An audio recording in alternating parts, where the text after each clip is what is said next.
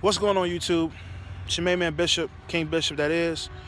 I want to go ahead and do part 3 of my review of Quality Companies, which is a truck leasing company. I just personally went through Quality Leasing. Today is Saturday, May the 28th, 27th, something like that. So I just went through with them day before yesterday, so I have a fresh perspective that I want to share with all you guys. So, if you didn't watch the first 2 videos of the series, then you kind of need to go catch up because you won't have any clue what I'm talking about. So, my review, my personal experience with Quality. I got to the lot, went through all the hassle, got the paperwork in, picked the truck out. I had options.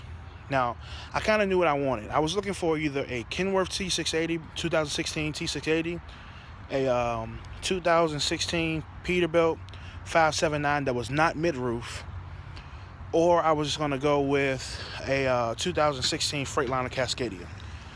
Those are my 3 choices. There was not any, there were maybe only 1 or 2 T680s there that were 2015s. So I did not choose those because I believe I saw some things on tires on one of them I didn't like. The other one just didn't seem ready. It was, kind of marked and scarred. It was an old Celadon truck. They got beat up pretty good. So I didn't get that. I did not see any newer Peterbilts at all. So that's why I didn't get a Peterbilt. But I had a choice or a chance to get a brand new 2016 Freightliner Cascadia that had no miles. And what I mean by no miles, it was not even at the Quality lot. It was actually at the dealership that Quality gets brand new Freightliners from. But I did not get that either. I went against what I wanted to do, and I found a 2015 Freightliner Cascadia on the lot that I liked a lot. And the reason why I chose that Cascadia is because, one, it was a 2015, which means to my 2016, it really wasn't that big of a deal. It only had 113,000 miles on it, which means it was just good broken in, So compared to a 2016, 113,000 miles, it's not that big of a deal. Also, the reason why I chose that truck instead of getting a brand new truck, which I believe I was one of the first people to pick the truck, so I could have gotten a brand new truck, is the truck that I got already had a APU unit on it with Freightliner Cascadia's Park Smart, and it also already had a refrigerator in it, a refrigerator and an inverter. Now, when you go get a truck from the dealership that Quality deals with, the only thing the truck is going to have is a power inverter. So the things that I was going to get anyway, I was definitely going to have to get a refrigerator, but I was considering trying to find a company that I can get a APU through, or EPU. So I saved a lot of time and hassle. I mean, you think about it this way. The reports tell you that you burn 1 gallon of fuel for every hour that you idle. So given the circumstance or the example that you only ever idle, which is not true, of course, but you only ever idle on your 10-hour break, you're going to burn 10 gallons of fuel. And if, diesel is at $2.50 a gallon, you just burnt $22.50 a gallon overnight, and the truck was not making any money. You run 5 days a week, you just burnt over $100 in fuel, only on 5 days. And, so you look at it that way, in a month, it's $400. In a year, it's $5-6 grand, So, and that's if you only idle. And that's if you have a truck that only burns 1 gallon.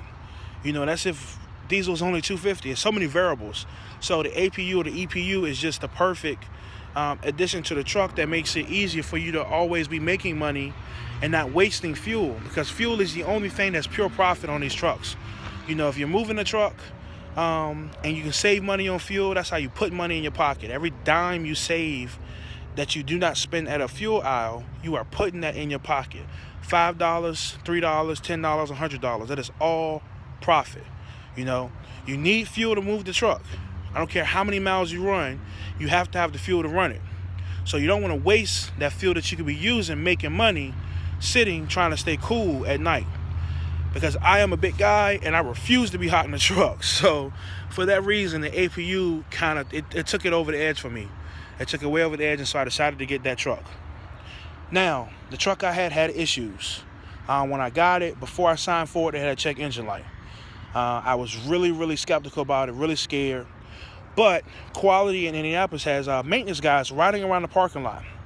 And you can get them to come check out the truck, address some issues, if the truck needs to be jumped, whatever, before you ever sign for the truck. So I had the guys come over, they ran the code for the truck, and it was DEF fuel. The DEF fuel was really, really extremely low. So low that whereas normally green on the digital dash, it was on one bar and it turned orange, which means it was dangerously low. So they cleared it out, took the truck, signed for the truck. It was all good. Go through, signed my contract. I actually went up there with two buddies who had maintenance issues that they needed to get in the shop. So I waited. I came through. The only thing the issues I had was that DEF fuel, so they pulled it in the shop and they added DEF fluid to the truck, and we were all good. Now, DEF is also a thing they will not give you. Now, the only reason why they gave it to me because I was at a point where I was so low I wouldn't have made it to a truck stop to get it in there. So they did end up filling me up with DEF fluid to get me going. So while I waited for the guys I was with, got my mattress and everything, let the truck run. I let the truck run, let it run. Everything seemed cool. Now also, the way Quality works is they'll ask you, where are you going? Where are you going for orientation? Where are you going for your terminal? And the reason why they ask you that is because it's like, for instance, most companies, you don't have trucks for you don't have tags or IFTA for the truck yet. You don't have insurance for it good yet. So they're trying to get you back to your home terminal so you can get the Qualcomm installed and you can get paperwork for the truck and all that kind of stuff. So what they do is there's a Celadon terminal directly behind Quality, and they send you over there and you get fuel. They tell the attendant on a piece of paper how much fuel to give you, and they give you the fuel. So I started off with a full tank of fuel, which is pretty good, man. I mean, think about it, it's $450 I'm not spending on fuel. So that's my blessing. So I got my fuel, and I'm waiting on these guys at the back of the shop. During that time, I cannot figure out how to operate the Park Smart. I don't know if it's me or if it's something wrong with it, but Quality doesn't deal with them. So they told me, hey, you got a 15, take it to the dealership. All right, cool. It's on the truck. As long as it's on the truck, I can get it fixed so I can get it working, or someone can teach me how to deal with it, so I'll deal with it later. Everything's good. We leave. We leave from Indianapolis on the way down to Tennessee. Truck is running good, man. Getting down there, the truck is completely ungoverned, so I got a chance to open it up a little bit and find out what kind of power it has. Truck runs smooth, shifts smooth, everything is good. About 50 or 60 miles down the road, another check engine light. I'm worried because I have DEF fluid.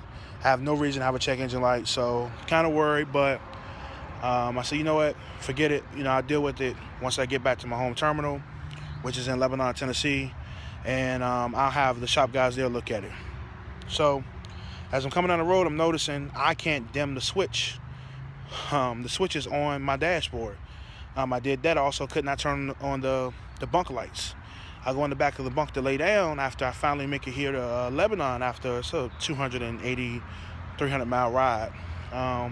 My bunk blower motor's not working, so I can't get any air in the bunk. So I have a real problem.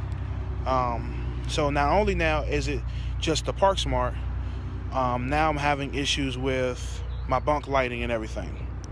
So in the morning, once the shop opened, I talked to them, and come to find out, they knew exactly what it was as soon as I told them what the issue was, and it is a SAMS control module. I had never heard of it before. I had a Freightliner Cascadia when I was with Snyder.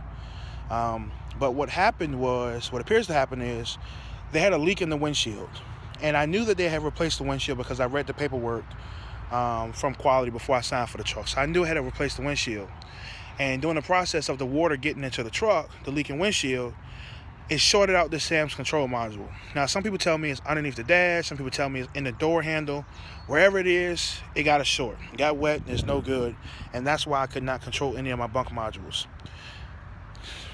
Normally speaking, all right, you can deal with it until you get to a dealership. But I don't have a IFTA.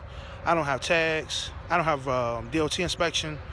My shop and my company told me, we're not going to pass it. You got to put it in the shop.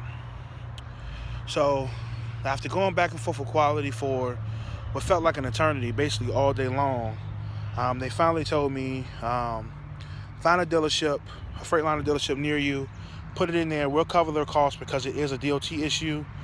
We're not going to cover the cost for the Park Smart because, of course, we told you we don't deal with that. It's not DOT relatable. But they told me put it in and they'll pay for the repairs. So I took it to the Freightliner dealership in Nashville, Tennessee. It worked out well. They got it in the shop. The only problem is this is Memorial Day weekend. So here it is now, Saturday.